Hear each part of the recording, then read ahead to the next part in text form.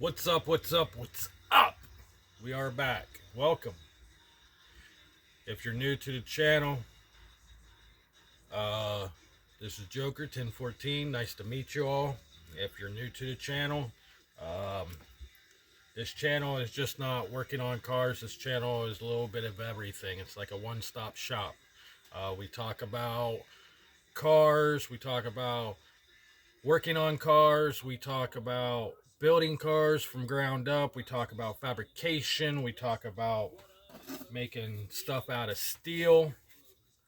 We talk about recovery. We talk about hometowns. Like my hometown, we got a lot of shit going on in it. We got a lot of homeless here. Some homeless, they put themselves in that position, and there's some homeless that when the economy crashed, when we had that COVID and all that shit, a lot of people lost their homes. A lot of people lost their kids. So now we're kind of up there in the homeless. They live under bridges. They live in the woods. They live down by the creek. All that stuff in my hometown. So we talk about everything. And my goal is for this year is to push this channel hard as I can by helping people who's going through recovery, people that just need help getting off of whatever they need, like they're going through addiction right now and they need help but they don't know how to do it. They can more welcome come to this channel and I can talk about it, talk how I did it. And here in about probably about the end of this month, I got to do a lot. I got to get a hold of a lot of people, set up times and dates and stuff like that. So I want to do some interviews with people who are going through recovery. That way we can get a little bit of their background on how they do it and how things go with them.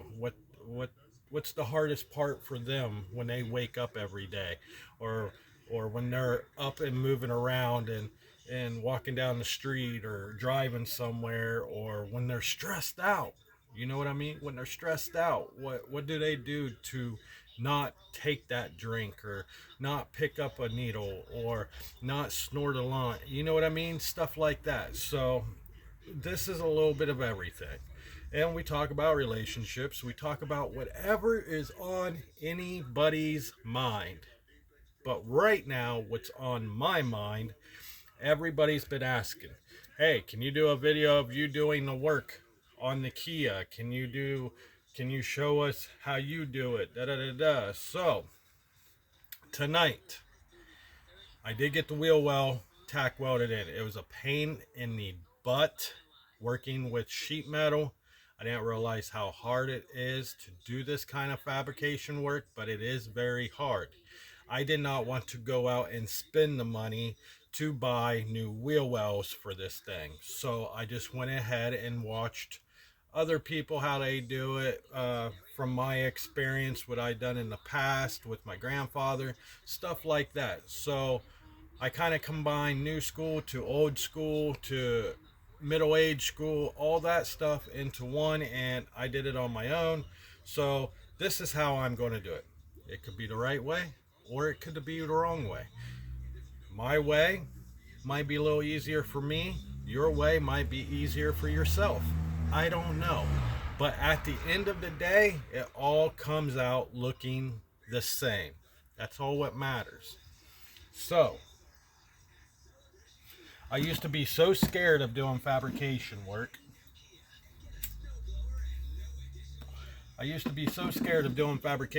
And then I started watching this guy on YouTube. Everybody probably knows him. He's from Canada. His name's Bad Chad. He's awesome. His work is beautiful. And he only works with old school cars. So he can take like a 57 Chevy, 2-door, 4-door, it don't matter what it is. He can take it, chop it in half, and make a pickup truck out of it. Or he can chop it in half, make a freaking boat. Hell, he can probably make a house out of it. I don't know, but this dude can really do some fabrication work, and I was so scared of doing fabrication work until I started watching him. And when I started watching him, he gave me the courage of trying to do it on my own. So, the work I've done so far of my fabrication work, and we will go over and take a look at it. So, the work that I have done with my fabrication is I did a rocker panel, and I've also did a wheel well. The wheel wells, the wheel well came out okay, but the rocker panel came out beautiful, very beautiful. I love how the rocker panel came out. The rocker panel came out beautiful. There is a little bit of touch up I got to do before I lay some primer, but that's okay. It's a learning experience, right? I didn't want to go out and buy rocker panels. A rocker panel for this thing, this is a 2002 Kia Sportage 4-wheel drive, 2-door, soft top. The rocker panels, the inner rocker panel is like $42, and the outer rocker panel is I think 35, and it's like, you know what, I got sheet metal laying around, let me try something. So we made some rocker panels. I bent it with my bare hands, and I formed it with my bare hands. So, and I tack welded it up, grinded down the welds, and that's where we are right now. So I went from there to working on the wheel wells.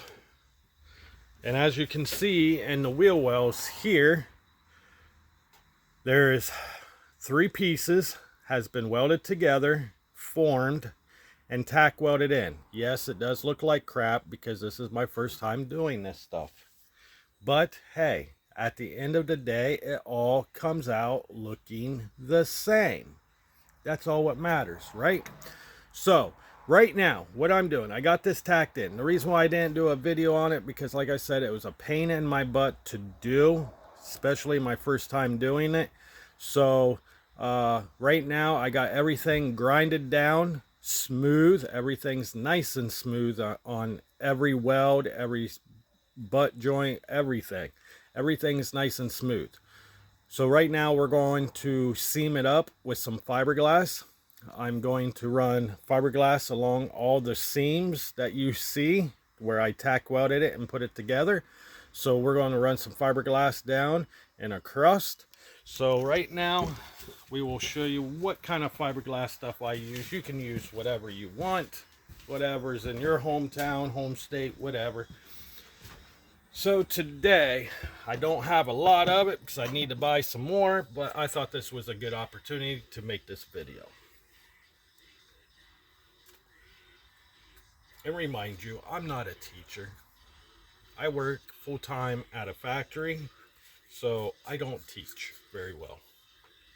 So bear with me. I'm all scratched up, I'm all cut up, I'm bleeding everywhere, but hey, it is what it is. It's part of the job, right? This is what you call putting your heart and soul and blood into this stuff. So the fiberglass I use is this stuff here. I bought it at either Walmart or O'Reilly's. I want to say I got it from O'Reilly's. This is the stuff I use. This is the stuff you have to mix. Now there is fiberglass out there. It looks like Bondo. It looks like this, but in a smaller can. The can's probably yay big. I think it's a quart or something like that. I do not have none laying around, but it's just a small can. It's made by the same company this is made by. This is actually some good stuff here. This is actually Bondo, and it's actually Bondo and spot filler. I use it for both. I use it for spot filler, and I also use it for Bondo. The difference is when I mix up the Bondo, I mix it up a little stronger, and then when I use it as spot filler, I don't mix it up as strong, if that makes sense to you guys. If you guys know, if you're a body guy, you know exactly what I'm talking about. So Tonight we're using fiberglass. Like I said, there's not very much in here, so we're going to try to get most of it out, because honestly you don't need a lot of fiberglass to lay stuff. So I use this. This is stuff you can buy at Walmart, your local part store, Walmart, whatever store carries car parts or car stuff, you can find in the aisle. This stuff here is probably I think it was only like $5 or $6, I think, for a little thing of it. Now when I go back out to buy some more, because sometimes I like to use this, and I like to use the little quart. It's actually fiberglass putty, pretty much. It looks like this.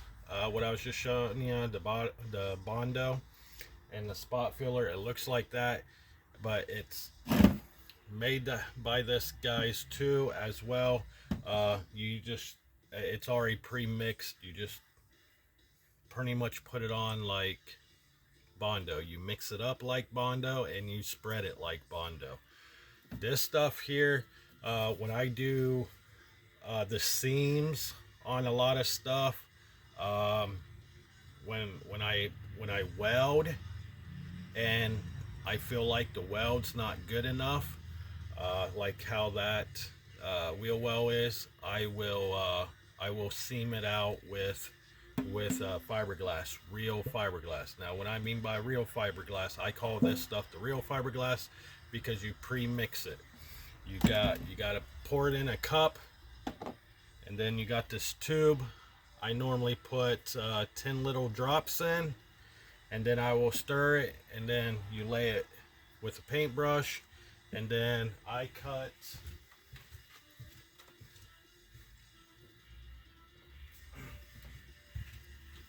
you can buy sheets of this stuff here. There's this kind of fiberglass. Actually, let me grab my box.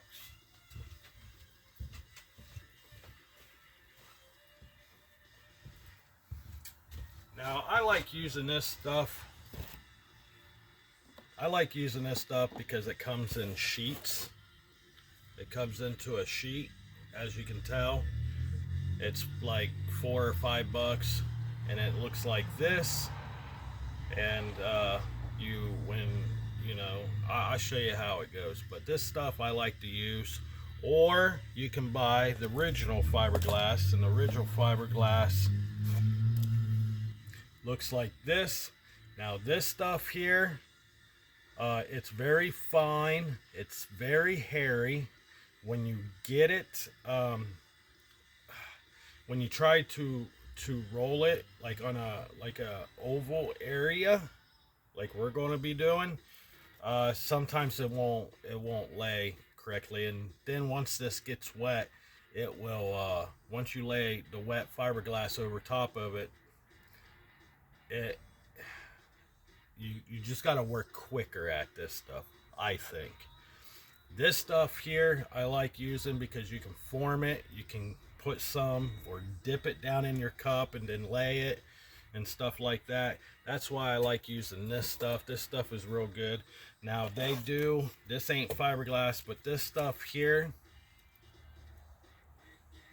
this kind of stuff I like using when there's like a little rust spot about yay big or yay wide, where you can actually, it's real sticky on the back.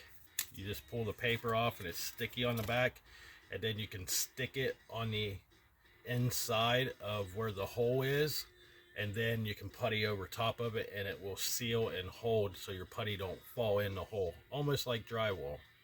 If you know how to do drywall, you know how to do bodywork, I think. So this is the stuff we're using tonight. We're going to show you how to do that. Already got some stuff cut. You can cut it with scissors. It cuts real easy with scissors.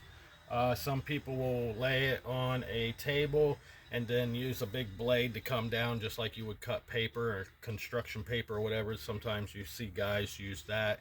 I just cut it with a pair of scissors, so because that's just how I do it. So the way I mix this stuff is I pour it in a cup. It's very sticky, very, very sticky. So you got a cup. I just use just a regular paint measuring cup. It don't matter. And then we're going to try, see what it looks like.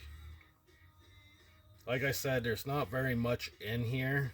So we're going to try to use it the best as we can and use much of it best as we can. Normally I like to have 2 ounces of resin, but we're not going to make it to 2 ounces of resin.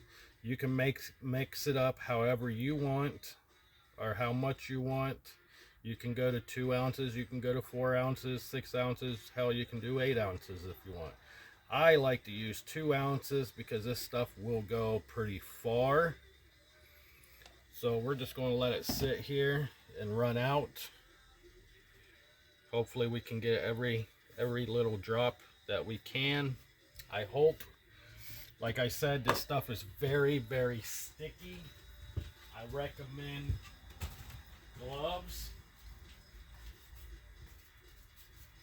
I will use rubber gloves. That's what I like to use. I will use rubber gloves.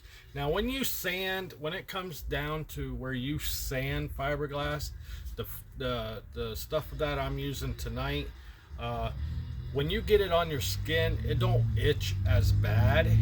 But the other stuff I showed you, the very hairy stuff, that stuff, when you go to sand it or even lay it, it will make you itch like a son of a gun. I can tell you that much right now. It will tear you up. That's another reason why I like using this cloth fiberglass, because I don't like fiberglass. I hate doing fiberglass work. I do not like fiberglass, but I will do it if I have to. I try to stay away from it, but I try to use very little fiberglass as possible. So last time I laid fiberglass was on my S10 when I seamed up some stuff in the S10, on the S10. I do not have the S10 no more. So, but we will have a new hot rod this summer. So this summer will be a different route. So this summer we're going to have a different hot rod we're going to be building. It just takes a little bit of time to get that hot rod because I live paycheck by paycheck.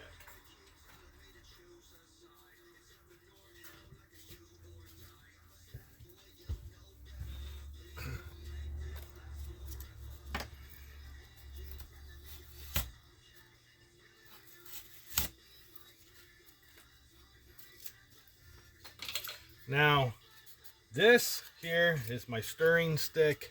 It's literally boss wood. That's all what that is boss wood. I don't like going out and purchasing mixing sticks and stuff. I might get a couple here and there when I mix car paint or something like that.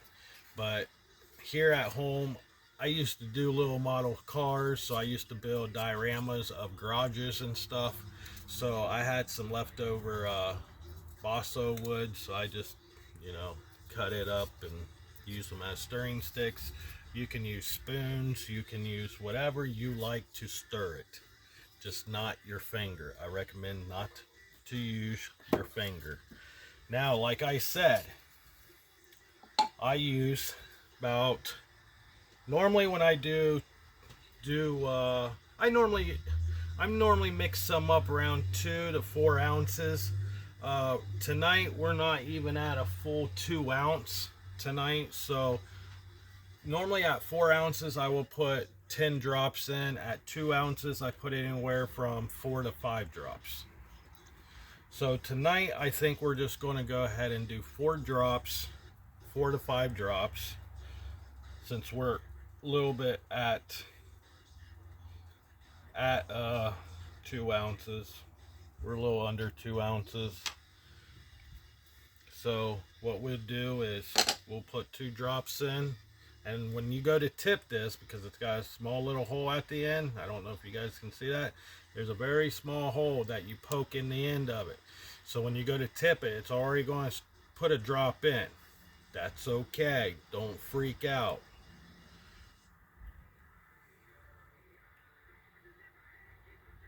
So we got 1, 2, 3, 4, 5.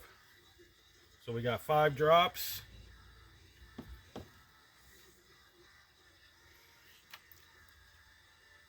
Trying to get the cap on. Cap's kind of hard. But anyways, we got 5 drops. And there is directions on the back of a canister. Now, when you go and buy the resin, this stuff will come with it. Just like when you buy hardener at a part store or whatnot, it will come with the mixing stuff. It just won't come with your spreaders and stuff, but it will come with, like this Bondo, I went ahead and got the good hardener. That's what this is. This is called hardener. That's what this is. It's hardener. You got the resin, then you got the hardener. So what I will do now is I will take my stirring stick, make sure there's nothing on it, and then we'll just stir it, just like so.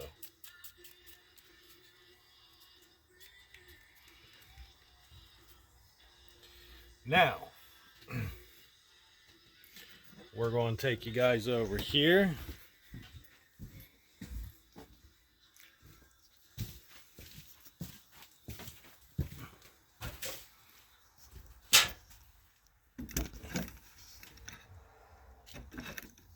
Try to set you guys up so you can see me, because I'm not going to climb in the back of this thing.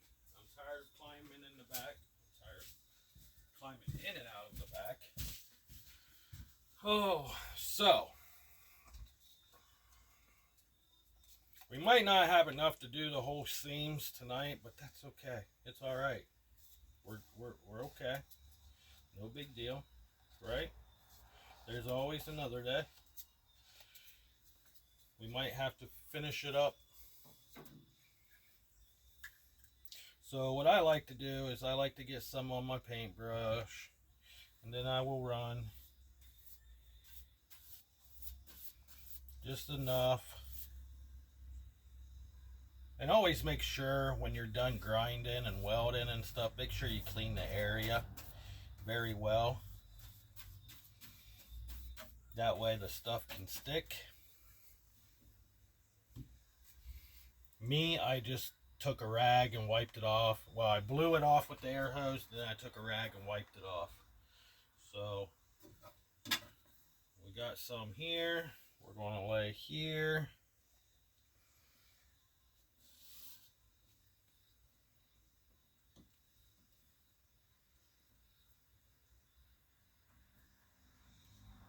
Let me go grab my other glove real quick.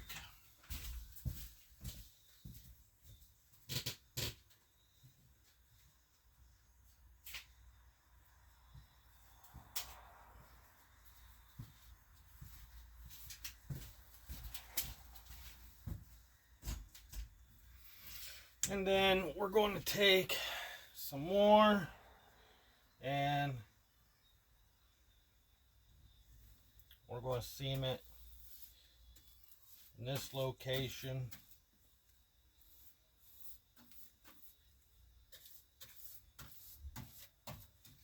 Just like so.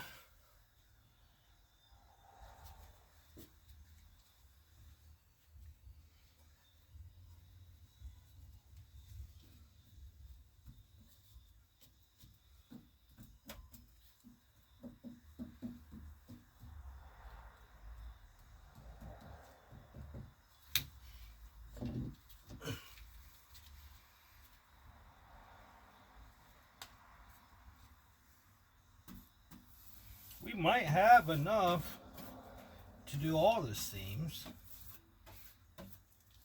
but we will find out. If not, we can come back and finish it up another day. Another day. Take this seam here. Whoop.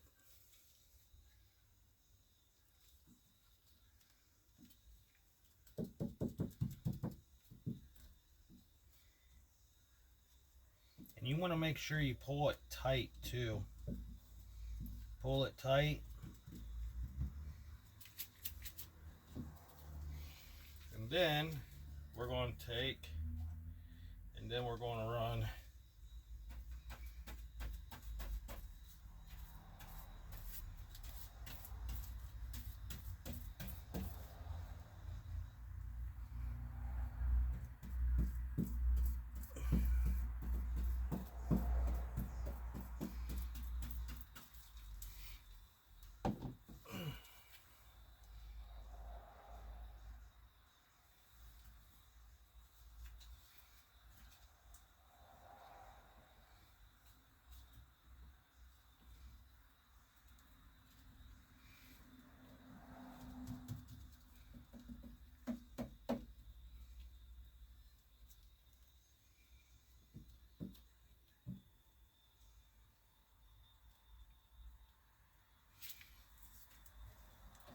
just like so. And then now you can come across now.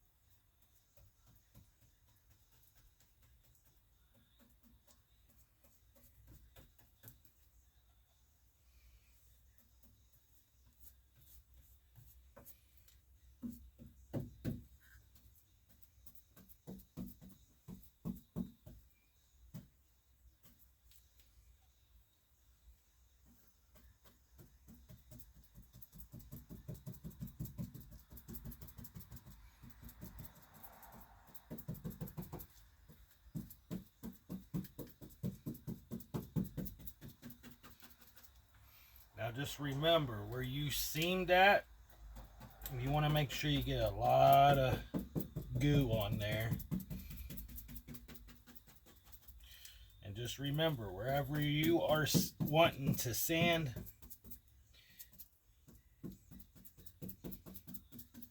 make sure you put the goo on there, because if you don't,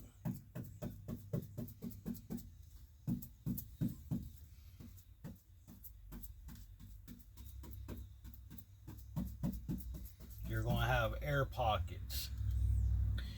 And what I mean by air pockets is you almost want this stuff to cover. You almost want the mesh to make it look like it's all covered in water.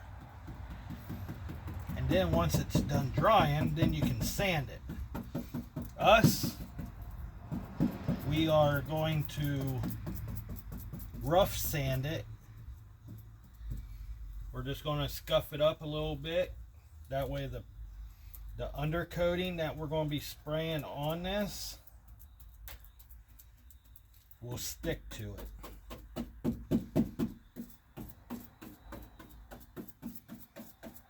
Because like I said, it's just a wheel. It's just a wheel well.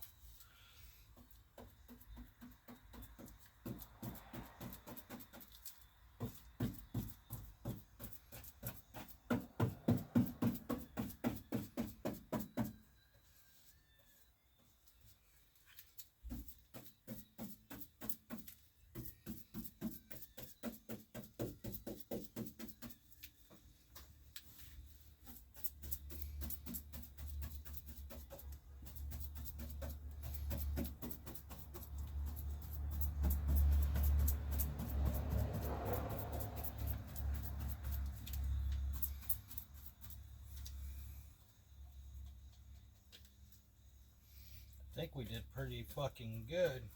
Whoops, sorry for my language. But I think we did pretty good on mixing it and having enough to do the seams.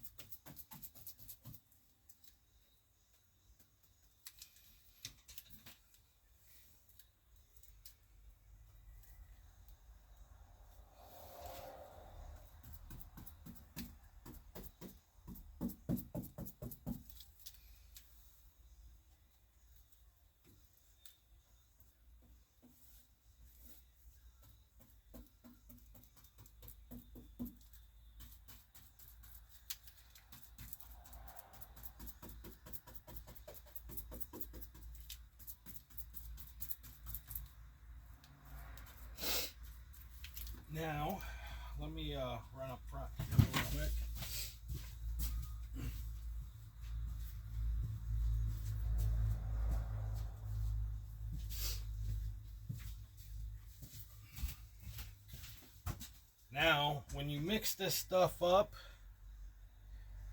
depends on how well you want to mix it.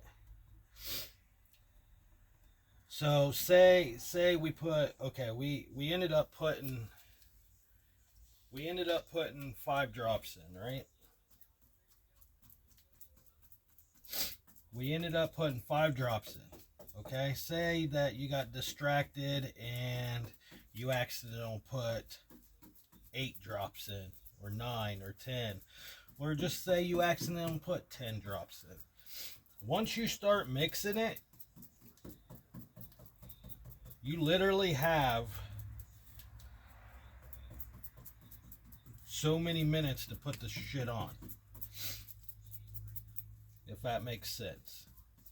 Because once you start mixing it, like I always, okay, say if I mixed 8 ounces, or let's say if I mix 4 ounces of this, because I'm doing a lot of fiberglass work. I made 6 ounces, so I put 12 drops in, and I'm like, whoops, I accidentally put 20 drops in because I wasn't paying attention. As soon as you start mixing it, you're going to have to work really, really fast. Not like super fast, but you're going to have to work fast because this stuff will harden real fast, real quick. You've seen how quick I laid this. I laid it pretty quick, and I used every drop that was in the cup. I used every drop that was in the cup. And then, even though the paintbrush sucked most of it up, and just remember, the paintbrush is just like a normal household paintbrush. It will collect in your paintbrush. So just remember, when you go to mix this stuff up, remember, if you're like, well, I like just now, we barely had 2 ounces, right? Well, in my head, I remembered while I was dipping my paintbrush, it will suck it up. So most of it will be in the paintbrush. So that way you don't like, oh man, I got to mix more up. I got to mix more up because I'm out. You still have plenty in here. Just like when I laid this piece here. I had plenty in this paintbrush to lay this down. And all what I'm doing now is whatever's left in the paintbrush, I'm just going over top and making sure everything is not a white. I want to make sure every bit of it is covered. Now, when I go get some more fiber, when I buy some more resin, I might lay a little spot here. I'm definitely going to lay some right here. I don't know if you guys can see that or not. There's a spot here between the floor and the wheel well. There's a spot there. And I'm going to lay a piece right there because I got tack welds here. So I just want to cover that up. They seal it in so that way when the tires get water on them or run through snow or mud, none of that will seep up through those holes. If I miss the spot where there are pinholes or something, none of it will seep up through and start laying on the floor and start rusting out the floor, if that makes sense.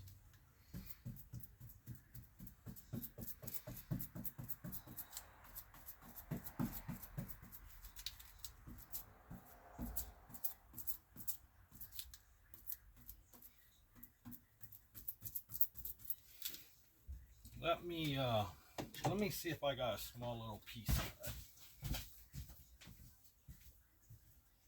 Might have.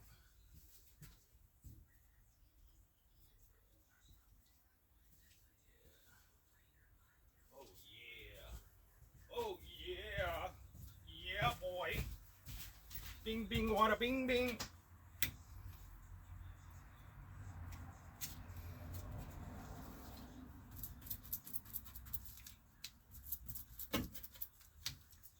See if we can lay a piece right here.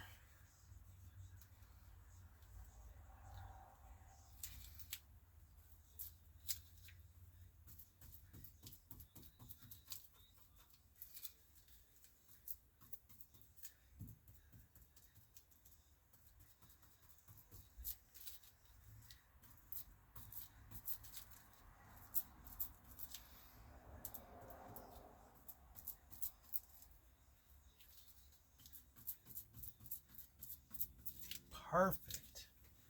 Perfect. Perfect. Oh, mamma mia.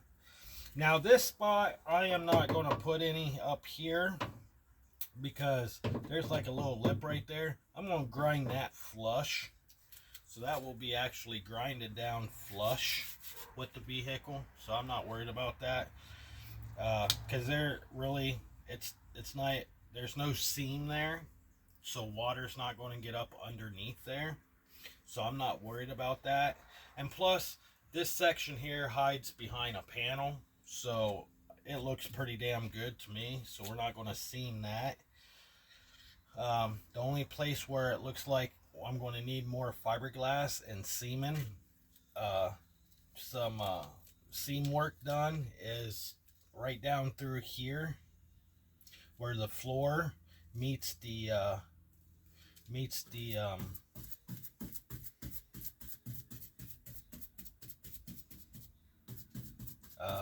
yeah, whatchamacallit.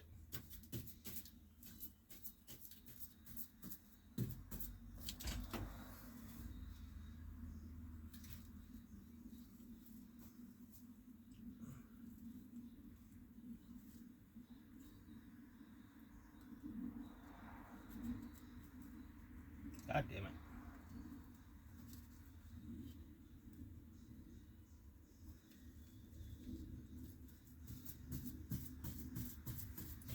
Where the floor meets the wheel well. Jesus. It took me 3 years just to figure out what it was called.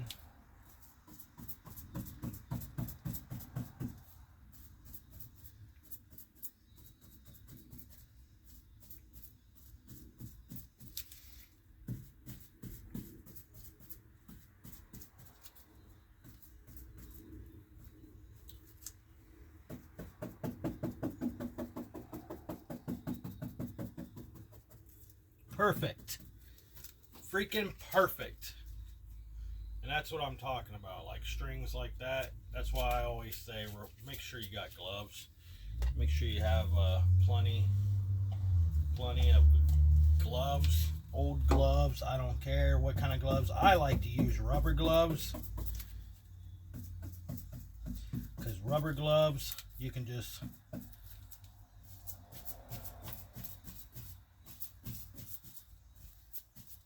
throw them away. I might have enough in this paintbrush to seam that right there on the floor.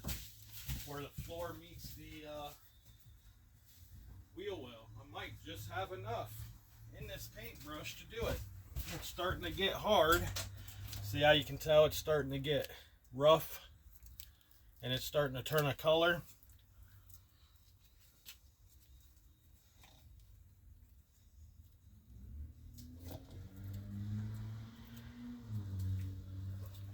It's because it's starting to dry.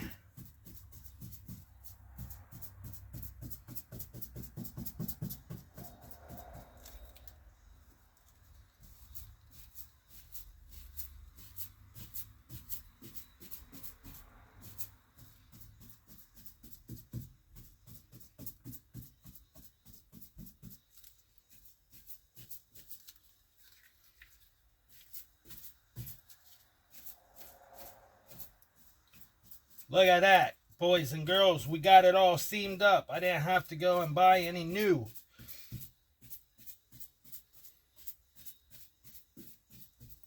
Now, there are people hitting me up. Here, let's take this up here to the front, and then I can talk to you guys.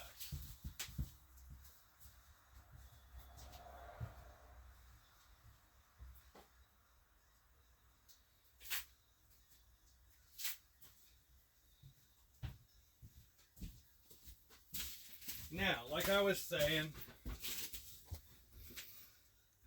we'll get a close-up. This is what it looks like. All the seams are nice, butted up. Everything looks great, even with the floor, where the floor meets the wheel well. All my welds are smoothed down, nice and flat. It looks great. And then I ended up taking fiberglass and laying on my seams. That way, if there's any pinholes in the welds or anything, because I suck at welding, but if there's any small pinholes or anything, water won't get up through because the fiberglass is laid. So it all works out. Only time I like to use fiberglass is doing that right there, doing seam work. I like using it because I don't have all the tools to get my welds completely clean. Like I can get them clean, I can get all the welds nice and cleaned up, looking okay, but I'm not a professional welder where when you grind down your welds, I'm always going to have a little pinhole somewhere. So I like to use fiberglass on my seams, especially when it comes to vehicles like this. Working on a vehicle like that, it's my own personal vehicle. We're not trying to make a show car out of it. We're not trying to restore it. Now, if I was in the process of restoring it, and I was in the process of making a show vehicle out of it, then I would spend the extra money. As you can tell, I would go to the extreme to spend extra money to buy new wheel wells if they're available, new rocker panels if they're available, all that kind of stuff. This here is our personal use. We're not trying to get rid of it. We're not selling it. If I did sell it, it would last another person another 5 to 10 years. And so I like to seam stuff up like that. So with that being said, guys, you got to see me lay some fiberglass down.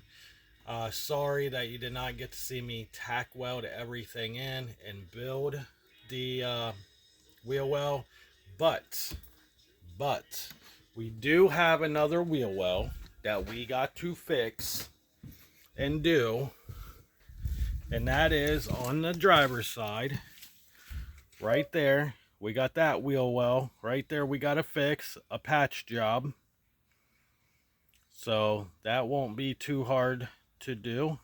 Boop, boop, boop, boop, boop. I'm trying to use my finger to follow the line. Let's see. We'll start right here, and then we will move up, and then we'll go over here, and then we'll go down and right across the floor.